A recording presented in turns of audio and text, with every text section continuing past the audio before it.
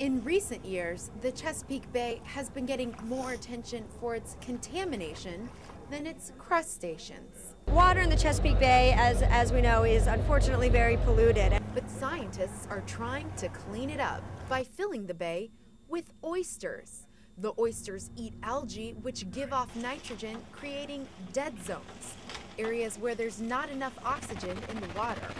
The only problem? There's not enough reef for the oysters to live on. Somewhere over 50 reefs a couple years ago, about 50, 60 years ago, and now it's reduced down to maybe about half a dozen. The solution came from the Chesapeake Bay Bridge.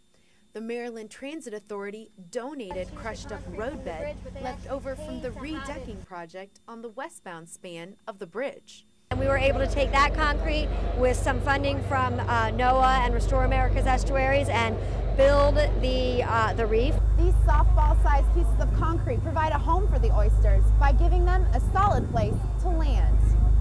The concrete reef keeps the oysters out of the mud and mire of the bay. And so far, the project has been pretty successful in planting oysters. About 14 million oysters, I believe it is, which is like close to twice our annual. Just today, 4 million baby oysters were dumped onto 2,500 cubic yards of concrete reef. I always hear stories from my grandparents about how clean the bay looked, or the oyster population was 50 years ago.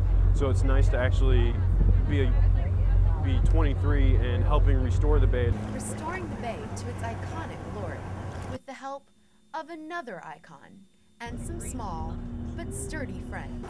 In Annapolis, Janelle Lilley, Maryland News.